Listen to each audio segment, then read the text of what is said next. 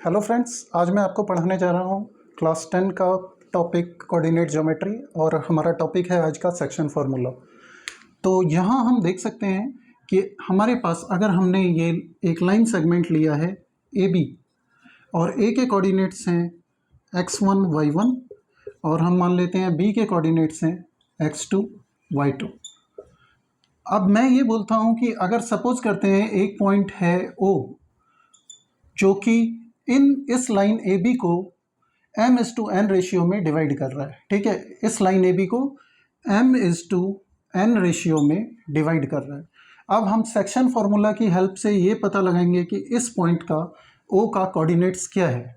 तो इसको पता लगाने के लिए हमारे पास सेक्शन फार्मूला है, उसको देखिए किस तरीके से हम यूज़ करेंगे।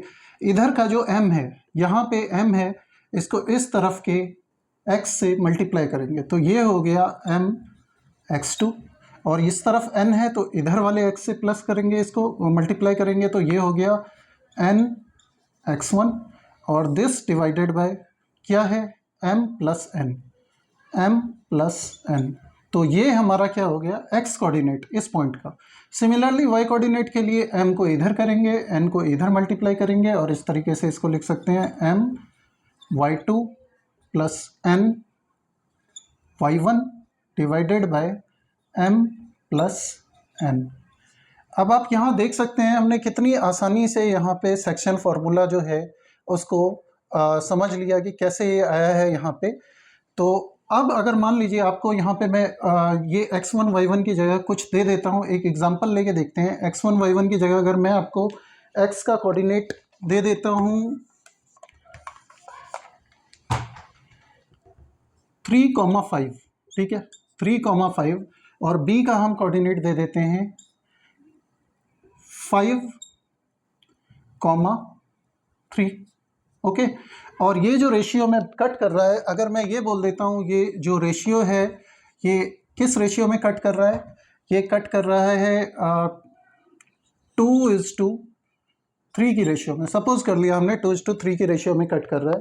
तो अब हमको अगर ये निकालना हो कि इस O पॉइंट के कोऑर्डिनेट्स क्या होंगे तो हम कैसे निकाल सकते हैं, इसमें हम सेक्शन फार्मूला लगाएंगे।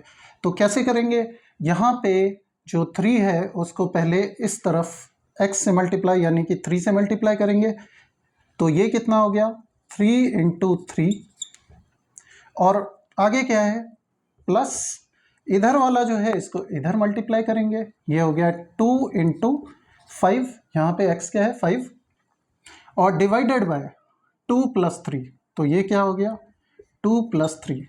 सिमिलरली अब हमको ये x कोऑर्डिनेट हमको मिल गया, उसी तरीके से y कोऑर्डिनेट निकालेंगे। तो y में क्या करेंगे, ये 2 है तो 2 को इधर 3 से मल्टीप्लाई करेंगे तो ये हो गया 2 × 3 प्लस यहाँ 3 है इधर 5 है तो 3 × 5 और नीचे क्या 2 + 3 है तो लिख दिया 2 + 3।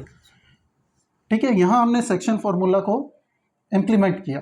तो अब हमारा यहाँ पे क्या आ रहा है 3 × 3 होता है 9 और 9 + 10 कितना होता है 19 और डिवाइडेड बाय 2 + 3 क्या हो गया 5।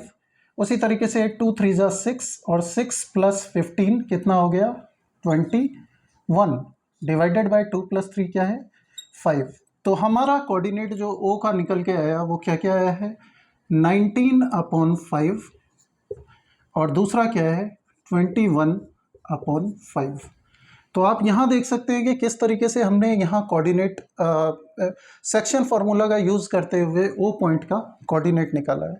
अब इसी के साथ मैं एक पॉइंट आपको और बता देता हूँ कि अगर मुझे यहाँ पे ये बोलता हूँ कि ये मिड पॉइंट है, ठीक है, तो अगर हम इसको मिड पॉइंट लेते हैं O को अगर हम मिड पॉइंट लेंगे तो इसका मतलब ये है कि ये रेशियो क्या होगा 1:1 होगा, क्यों मिड पॉइंट है तो रेशियो तो 1:1 होगा। तो अब यहाँ पे हम बड़ी आसानी से ये निकाल सकते हैं O पॉइंट का कोऑर्डिनेट ऐसे केसेस में क्या होगा।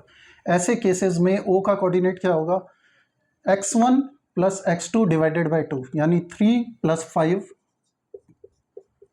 डिवाइडेड बाय 2 और ठीक उसी तरीके से y कोऑर्डिनेट क्या होगा y1 + y2 यानी कि 5 + 3 और डिवाइडेड बाय 2, 1 + 1 2।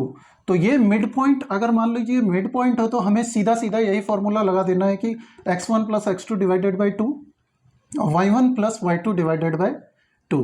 तो यहाँ हमारा ये क्या आ गया, कोऑर्डिनेट 3 + 5 8/2 4, और यहाँ पे दूसरा भी, ये भी क्या आ गया 4। तो इसका हमने सेक्शन फार्मूला की मदद से हमने इसको भी निकाल दिया। जब भी मिड पॉइंट की बात करें तो आप सीधा सीधा अप्लाई कर सकते हैं, x1 + x2 डिवाइडेड बाई 2 और y1 + y2 डिवाइडेड बाई 2, यही इस ओ पॉइंट का कोऑर्डिनेट होगा। ठीक है, तो आप देख सकते हैं, आपको उम्मीद करता हूँ सेक्शन फार्मूला समझ में आ गया होगा। आगे इसी तरह की वीडियो और लाएंगे। Thank you.